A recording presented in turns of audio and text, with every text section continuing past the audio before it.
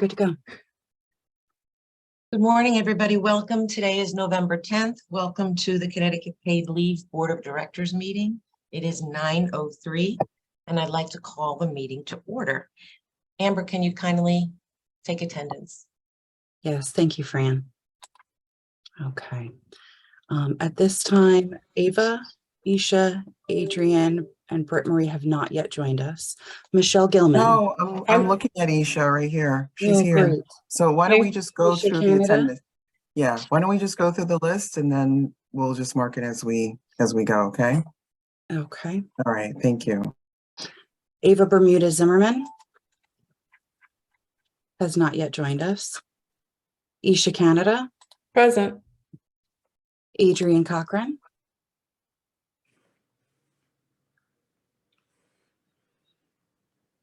Adrienne Cochran, Adrienne, you're on mute.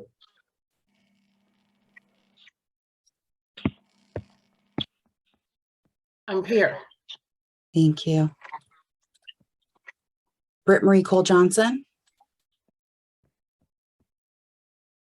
Britt Marie has not yet joined us. Michelle Gilman, Present. Sheila Hummel. Sheila has not yet joined us. Sal Luciano. Yeah, Good morning, Sal. Alex Morning. Marcelino has not yet joined us. Ellen McKitterick, Here. Fran Pastore, Here. John Scott, Here. Mike Soltis, Here. Molly Weston Williamson, Here. Holly Williams. Here. Thank you. And Justin emailed he will not be joining us today. Thank you. We have a quorum. Thank you, Amber. I'd like to thank members of the public for joining us and like to move right along to approve the minutes of October 13th, which were distributed last week. Are there any corrections or further discussions to be had? Okay, Make a motion to approve the minutes. thank you, John. Second. Second, thank you. All in favor? Aye. Aye. Aye. Any opposed? Any abstentions? Okay, the motion carries. Thank you. Erin will lead us in a discussion regarding the software solution for private plan audits and other authority. Thank you so much. Let me just share my screen. Find the right document.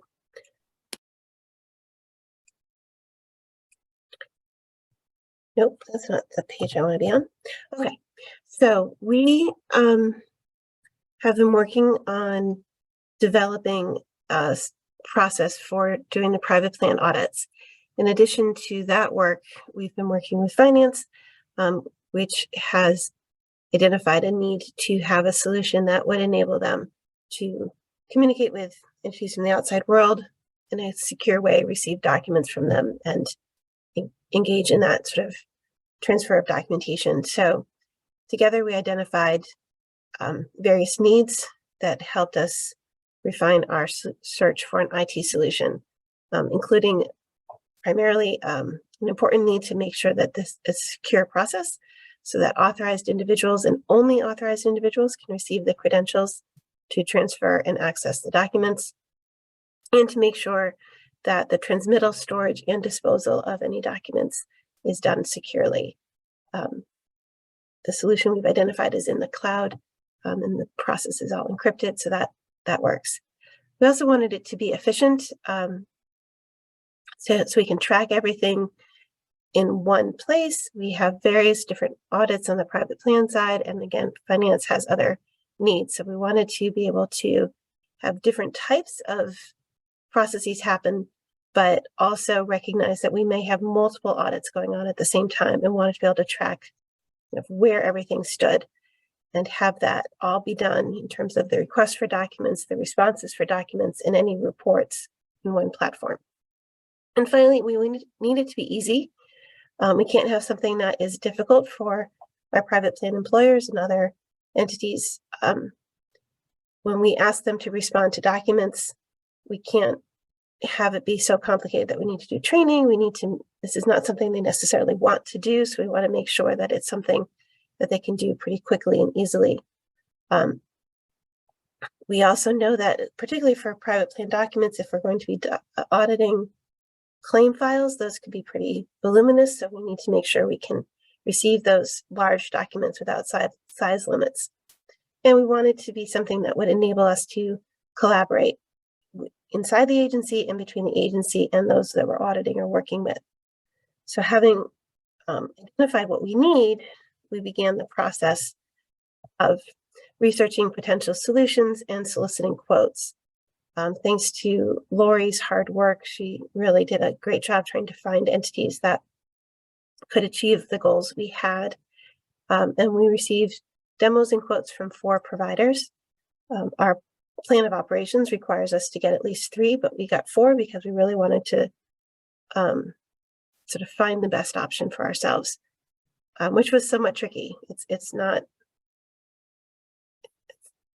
and this is not a space that there's sort of tons and tons of people doing things. But we did identify a preferred provider whose solution met our needs at reasonable costs and at reasonable terms, and did not require the entities that we are going to be auditing to also sign contracts, because that would be a barrier to commit to doing an audit, to have someone have to sign a contract to participate in our program in the audit process. We also verified that there are funds in the budget to cover the costs. So having done that, we are now coming to you to tell you about what we're doing and to ask for your authorization to enter into a contract with that preferred provider. Once we get that authorization, we can finalize the terms and sign the contract to be able to implement this solution. So that's the short review of the work we've been doing for the past several months on this topic. Does anyone have any questions?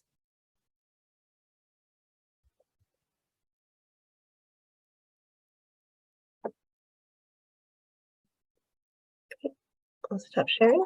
Okay, as there are no questions, may I have a motion to authorize the authority to enter into a contract for a software solution for private plan audits and other authority automation needs, and to expand board-approved budgeted funds for the software solution? Make that motion. Thank you, John. I'll second. Okay, thank you. All in favor? Aye. Aye. Excellent. Any opposed? Any abstentions? All right, the motion carries. Thank you. Fran, may I interrupt you for just one moment? I think we course. need to go back to item 3. Oh, If we had an opportunity to discuss, I think I see what happened. There's a fund recovery software solution that we needed to cover.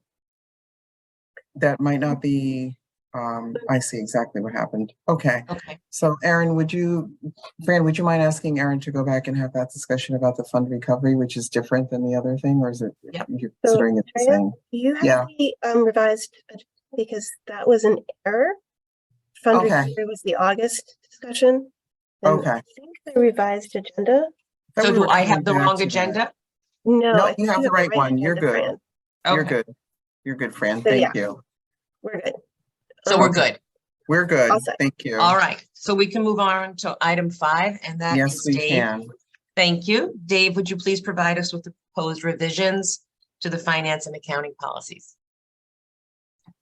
Yes, good morning, everybody. Thank you for coming today. So we currently have a finance and accounting policy document, and what we like to do is review it on an annual basis and see what kind of updates or changes we need as things happen. We're still we've only been around for a few years, so things evolve and things change. So we realize we need to make updates to the policy document.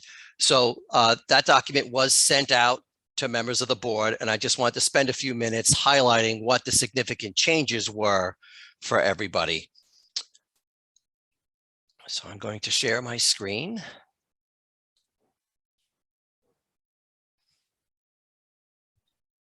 We can see your screen, Dave. Thank you very much. All right, so the significant changes to the document can be summarized in 4 categories. So the first category was we removed detailed procedural content as well as duplicate content from the document. We had policies that were already referenced in other existing policy documents or documents like the plan of operations, things like we had statutory language on the duties of the authority as a quasi in general. And those aren't necessarily focused on finance. So we decided to remove them because it was just a duplication of efforts and it just made no sense to keep track of something in two different documents. We also removed detailed step-by-step procedures, such as the ones we had for contribution reconciliation. We took any of the detailed procedures and we put them in a separate document for finance where we consolidated all the procedures together. In fact, our policy document had previously been called the Finance and Accounting Manual, and we actually changed the title of the document, removing the word manual, because manual kind of implies you open it up and you figure out what to do, and that wasn't the purpose of the policy document. And we also wanted to make this document, in terms of style and content, more consistent with other policy documents we had. So we made some wording and style changes to that effect. The second major category of changes we made to the finance policy document was we clarified our budgeting requirements. For those of you who attend this meeting every month, and when I go over the financials, you know there's three accounts that we go over. There's operating, bond, and contribution.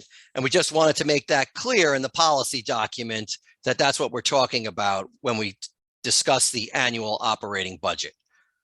We also updated language in the document to reflect the current format of our monthly financials that we present. The third category was we clarified the reporting requirements. We had in the document stated the state reporting requirements, but we also added the authority's own annual reporting requirements that come from section 3149. Those requirements include the authority's annual report, which we issue in May, and also the authority's trust fund report, which includes items required from state requirements in section 1-123, and also the authority's own requirements in its section 3149. At the recommendation of the Finance and Audit Committee, we also added the audit requirements for the authority. Those include the annual financial report audit that is done by Markham, and we'll be going over that at next month's board meeting. And it also includes the biennial compliance audit that is done by the Auditors of Public Accounts, otherwise known as the APA. And the fourth and final category of changes was we updated the document for the virtual working environment that the authority was in. For example, we removed references to rent or utilities because we're not paying any of those expenses now and don't expect to in the foreseeable future.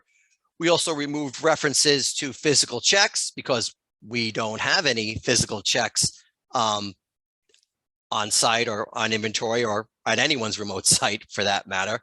And we put more of an emphasis on the inventory of physical assets such as laptops and cell phones, and remove references to things such as furniture, shelving, and rolling files. So those are the major changes that we're making to the document. Does anybody have any questions on that?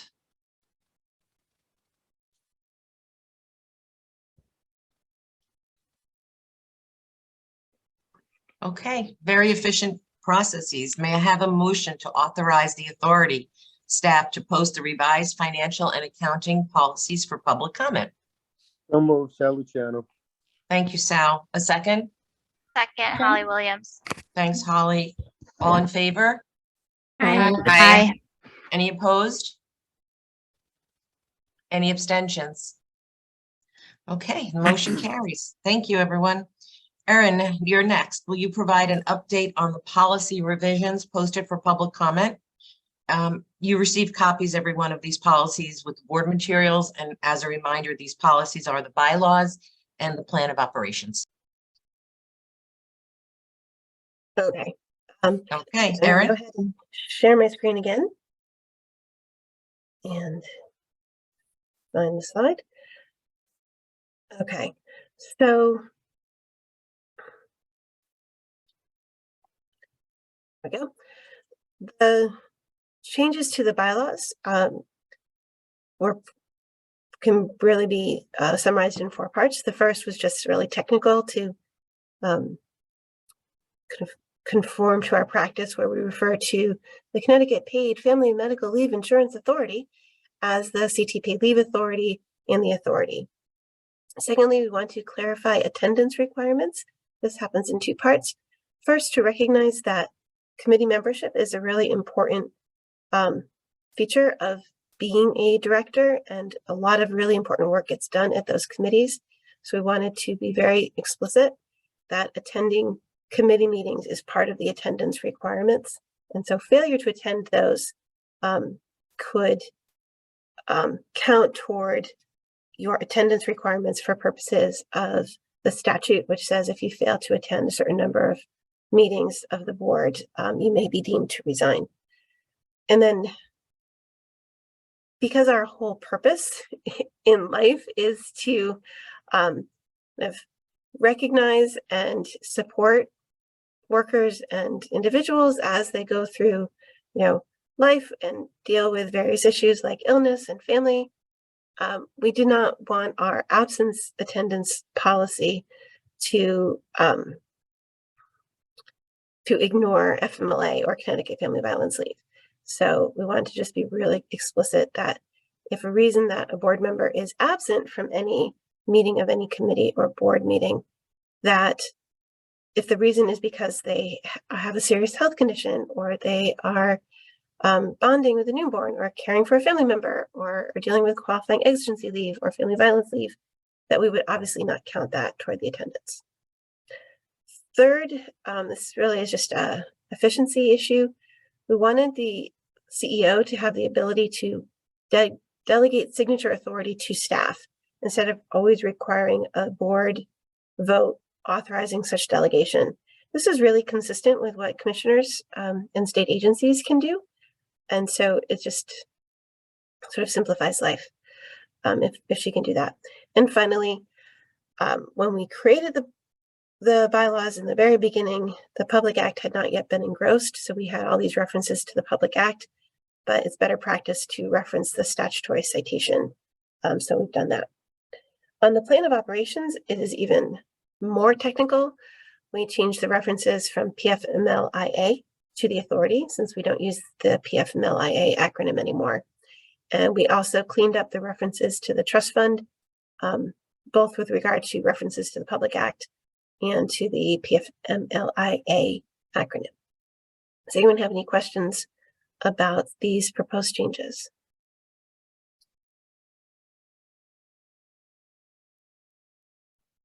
Okay, I'll stop sharing. Thank you, Erin. Okay, as there are no changes, may I have a motion, excuse me, may I have a motion to adopt the proposed changes to the bylaws? So moved. Scott? Thank you, John. Second, May I have a Sally. second? Thanks, Sal. All in favor? Aye. Any opposed? Any abstentions? Okay, the motion carries. Thank you. May I have a motion now to adopt the policy changes to the plan of operations? Saliciano, so moved. Thank you, Sal. Second? Seconded, Holly Williams. Thank you, Holly. All in favor? Aye. Any opposed? Any abstentions? Okay, the motion carries. Thank you. John, would you please provide the claims administration update? Good morning. Thank you. Share my screen.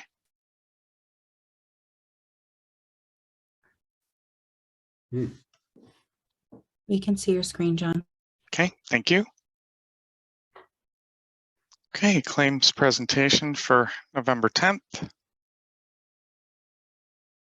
And claims filed through November 7th, 84,903. And looking at the averages and the trajectory, it looks like somewhere between 98 to 100,000 by year end. And claims received status, all approved claims, 48,055, 57%. And all denied claims, 25,464 for a total of 30%. Pending claims are at 6,328, 7% of the total. And then statistics excluding 6,419 COVID claims. Approved claims are at 47,060, and that represents 60% approval rate. And denied claims at 20,040 at 26%. Then claims by reason. And as you can see, the employee's own illness or injury is the highest category, followed by pregnancy, childbirth, and bonding, and care of a family member. And then the other categories are again substantially lower, and there's a table there to support that info. Demographics, the claims by age group, the 26 to 41 is the largest group by far, and followed by the 42 to 57 and 58 to 76. And then claims by gender, again, the trend that has been in place from the beginning continues, with claims being filed by women at about a 2 to 1 rate over men.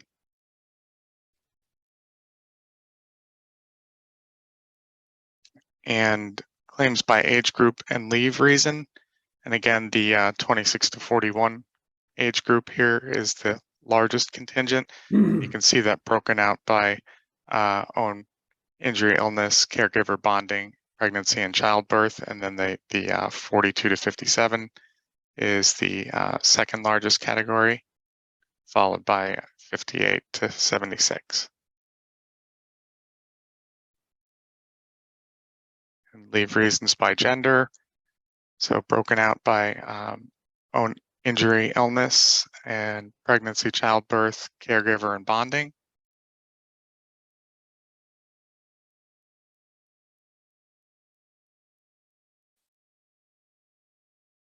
And then claims by type, continuous, intermittent, and reduced schedule. And you can see the associated percentages here, the 91% continuous, 8% intermittent, and 1% reduced schedule.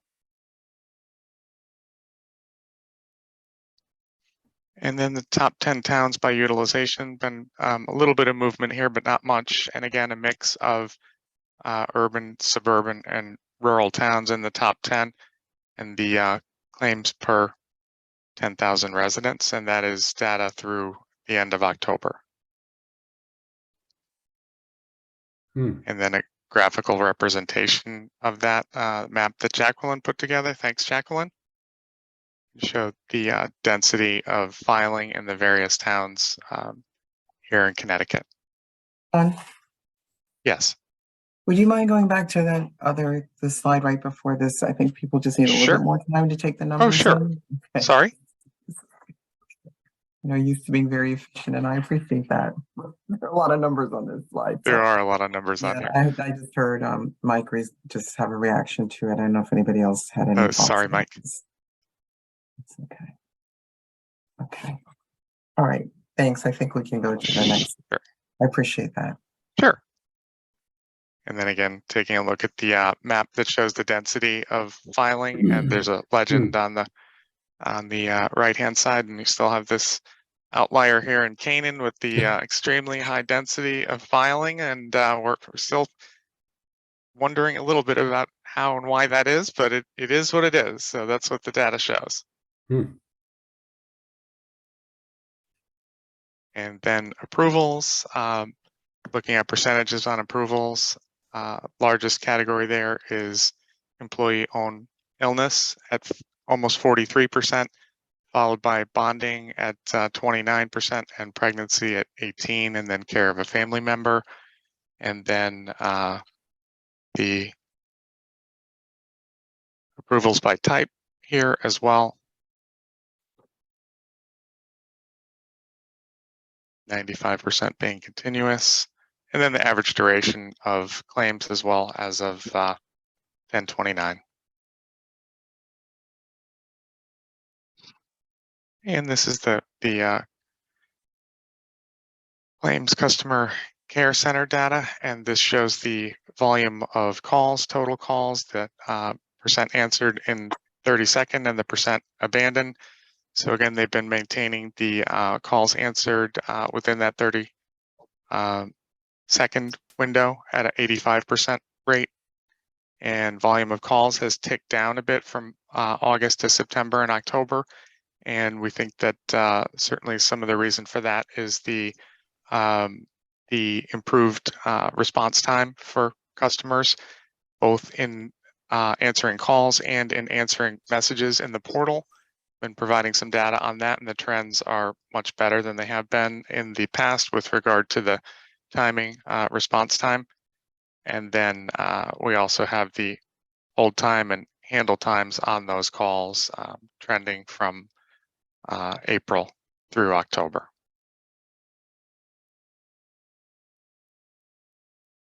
And on approved insights as of November 5th, we have 361,000 payments released to almost 38,000 unique employees, covering a total of over 2.1 million total days paid and a total gross payments distributed of 207,669,000.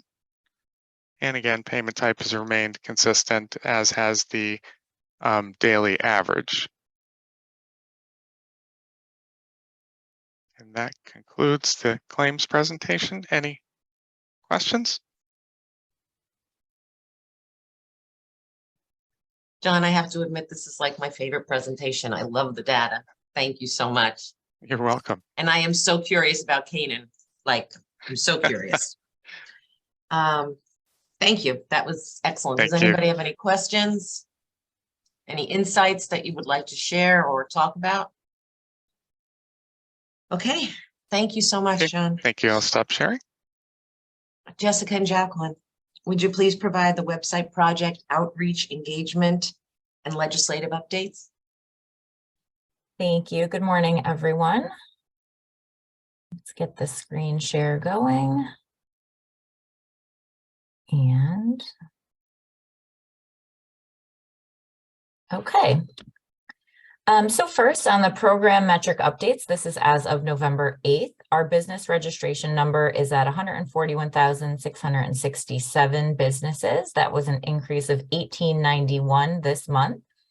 If you referred back to the deck from last month, you'll see that that number is slightly lower than the total number reported last month. And the reason is that our finance team has been working very diligently to clean up the registration data, meaning to remove any closed accounts, to remove anyone who may have registered sort of accidentally because they are actually in an exempt category, and to remove businesses that do not have Connecticut employees.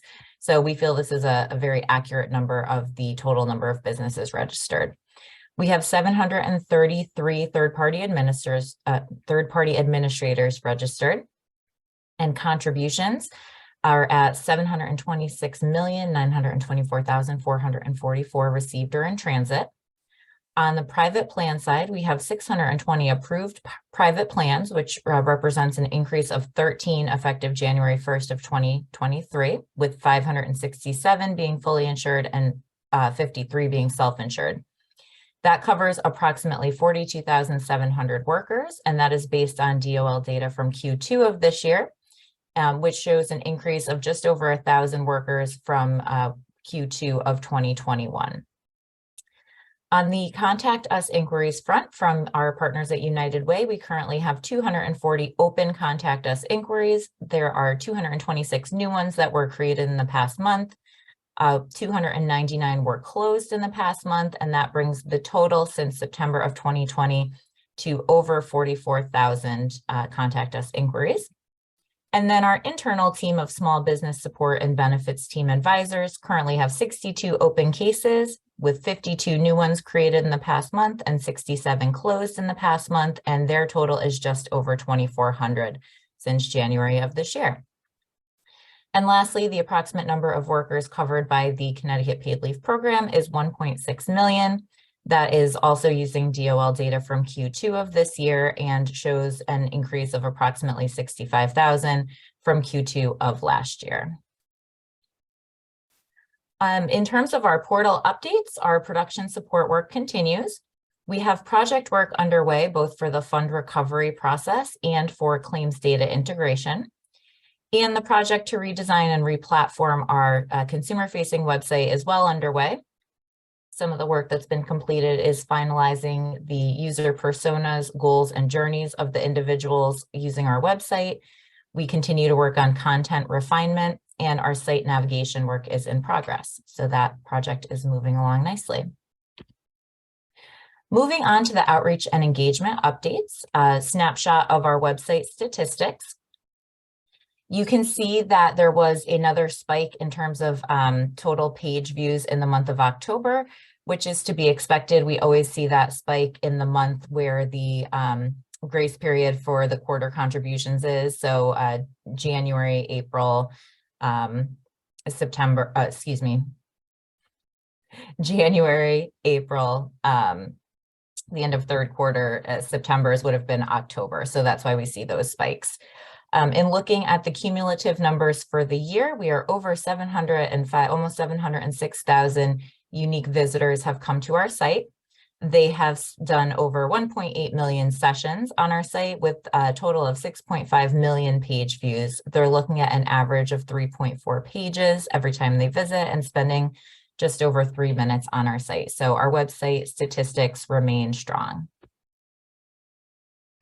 Wanted to give a quick update on our social media and Google efforts. Our Meta campaigns, which encompasses both Facebook and Instagram, in October, we delivered 372,000 impressions, which yielded over 10,000 clicks. On Google, which does include not only a Google AdWords campaign, but also YouTube, because that platform is owned by Google, we had 196,000 impressions with over 25,000 clicks. And I took a look at who is interacting most with our ads. The largest percentage is women, about 80% women versus 20% men. And the largest age category is the 25-34 group, followed by the next category is the 35 to 46-year-old group. And then on LinkedIn, which is, of course, a business-to-business platform, so slightly different messaging and goals, we delivered 89,000 impressions with 461 clicks. And in LinkedIn, they don't look at demographics quite the same way with age and gender, but they do look at different categories of the profiles of people who are interacting with your messaging. And so our largest 3 categories are folks from the insurance fields, media and telecommunications, and legal services. I mentioned last month that we were focusing in November on Family Caregiver Month, and wanted to say thank you to Jacqueline. She's really been doing a tremendous job in coming up with really wonderful social media content. So these are just a few examples of some of the different things, and I thank you. Many of you on this call have been sharing and reposting these, so thank you very much for helping us to spread the word. And now we have a new testimonial video that I would like to share with you. And I just need to switch my screen. I'm going to stop sharing for just a moment and then reshare because I think I forgot to click share audio. So let me just go back and do that again.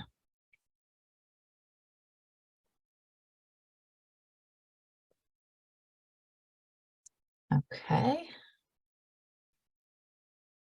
My husband herniated his disc and he couldn't walk. When he first injured himself and he couldn't work, and it was apparent that he couldn't work for a long period of time. So it was concerning. We were worried. As soon as we found out that Connecticut Paid Leave was going to be taking over, that Dave would be compensated for his lost earnings, it was just a really big relief. Connecticut Paid Leave helped us in the time that we needed it. So that is our newest testimonial video, which will be going live on our digital campaigns, YouTube. I know someone had asked last month about Reels, so we are using a shorter version of this for reels as well. And we'll be isolating out the audio to use in our radio campaign. So I think this is a nice accompaniment to the testimonial I shared last month with the couple who both used paid leave for bonding with their twins. And then we are working on a few other testimonials as well. So hopefully you will notice that coming into your home through whatever media you use very soon. Quick update on our email communications. In the month of October, we sent out 3 email communications, our HR newsletter, which had a 32% open rate. We also did a email to a small audience of sole proprietors for whom we were trying to confirm their residency to ensure that they truly are Connecticut residents who can participate in the program. And that saw a 45% open.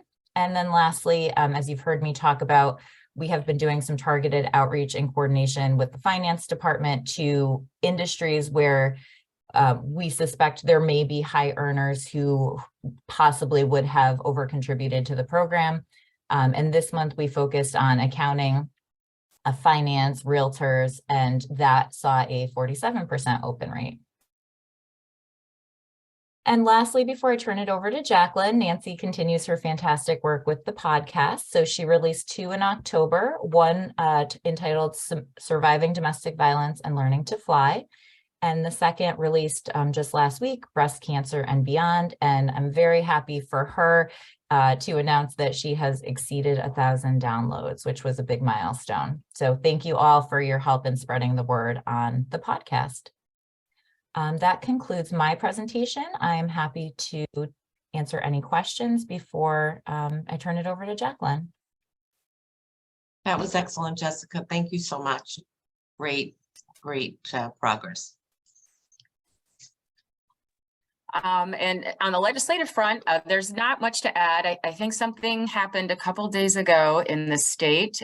Everybody here hopefully participated in it, Election Day on Tuesday. So January 4th is when we will be swearing everybody in. There's a number of new faces. There were a lot of open seats.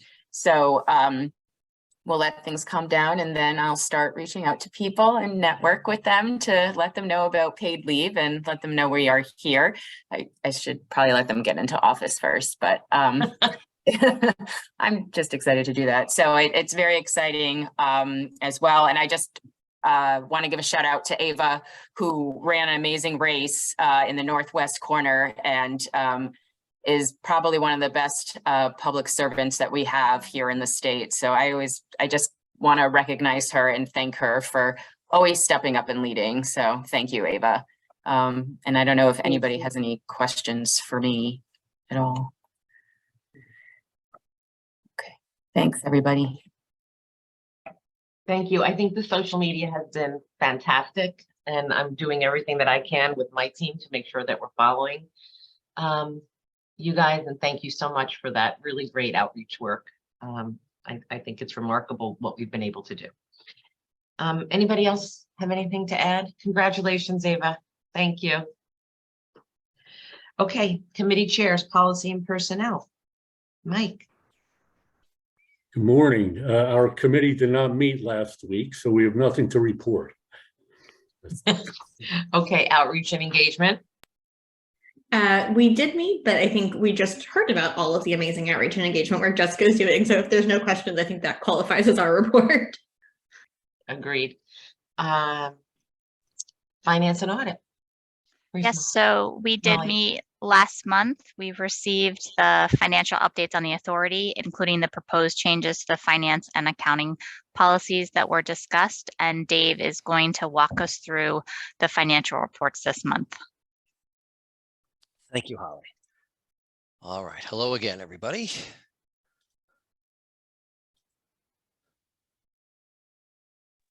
You can see your screen, Dave. Thank you very much for the verification. Okay, so we're going to go over the month of September with a preview of October. So for the month of September, the authority spent over $960,000 on its operations. That was better than its budget by over $387,000. The significant expenses were compensation and the related expenses. Contact center, we paid 2 months in the month of September, and outreach was the final significant category we paid. Year to date, which is also on this report, we have spent almost $2.9 million. And for the first 3 months of this fiscal year, we are better than budget by over $2 million. For the bond budget, we spent $172,000 in the month of September on fund recovery and other efforts that Jess had mentioned earlier. We are ahead of budget by $553,000 and also ahead of budget by over $1.7 million for the quarter. That's mostly a timing difference. We do expect the spending to increase over the next few months on the various projects that we're working on.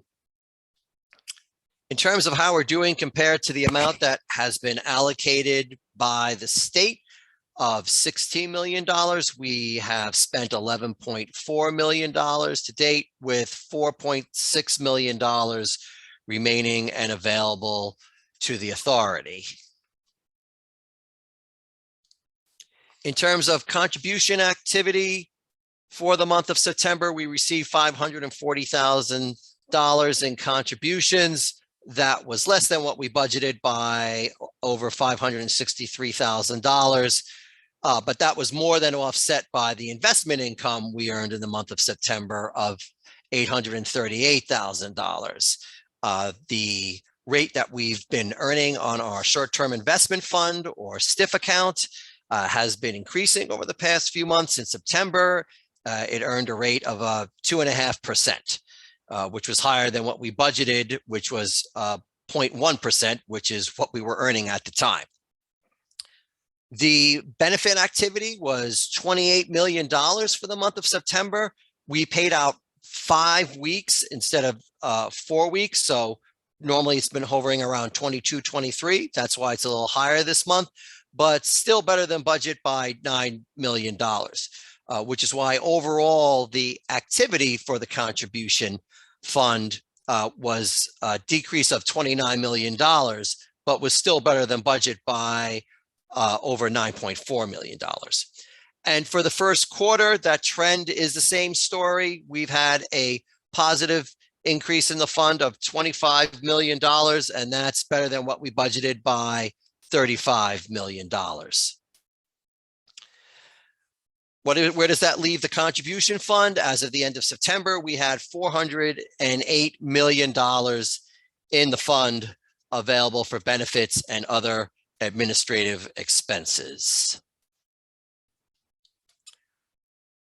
Moving on to the balance sheet for September, not many significant changes from last month. We have over $428 million in total assets, the largest asset being the short-term investment fund account at $395 million. Not much fluctuation going on there. The liabilities of the authority continue to be the bond funds that are payable and the seed funds that are payable, which was down to just under $300,000 for September and was paid in full in October. So our original seed fund obligation of $5.1 million has been paid back to the state.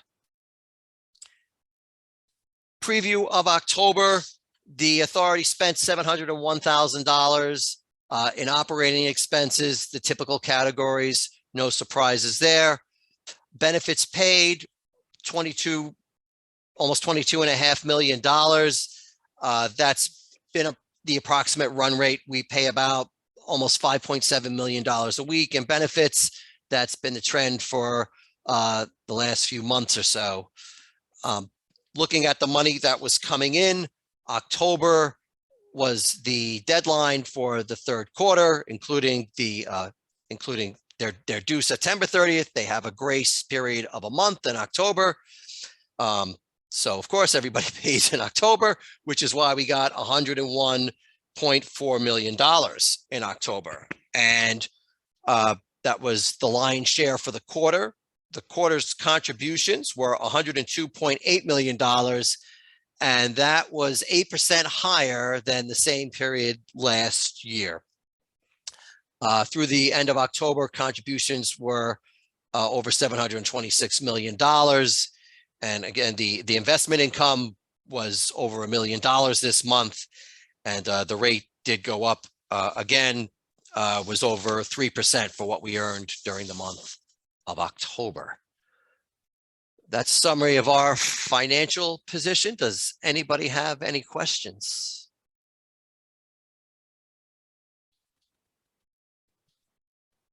Okay, thank you. Thank you, Dave. Nice work. Thank you. Andrea, would you please provide your CEO report? Yes, thank you, Fran. It is, as it is every month, it's quite short. Everyone else is pretty thorough. We had been mentioning over the past few meetings that we were looking for and hoping to hire a vendor manager. We have made an offer to a final candidate. That process is, that candidate is moving through the HR process right now. And once that is finalized, then we will be able to come back to the board and make an announcement about that successful candidate. I also wanted to remind the board of where we were about this time last year. We were just about to prepare ourselves for offering the opportunity to file applications. And that doesn't seem like that was a year ago, but it was.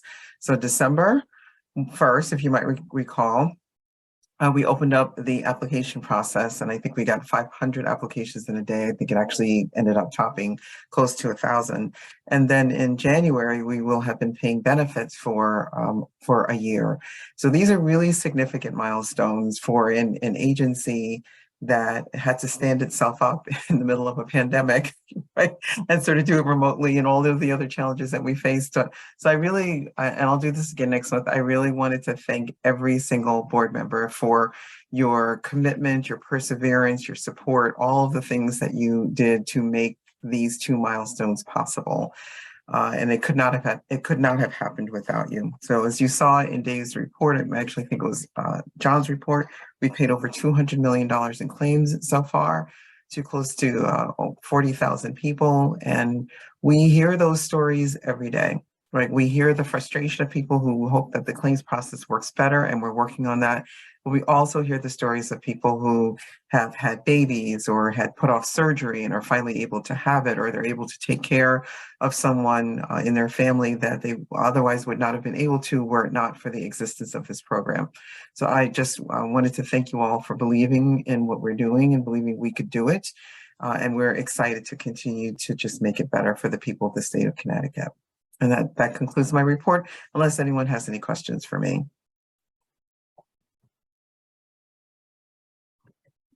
Well said and well done, Andrea. Thank you. Is there any old business? Any new business? All right, then I'm going to ask for a motion to adjourn this meeting. So moved, Sally Chatter. Thank you, Sal. Second? Second, Second, Mike. Scott. Thank you. All in favor? Aye. Aye. Any opposed? Any abstentions? Okay, the motion carries. Stay safe, everyone. Thank you all very much. Have a great weekend.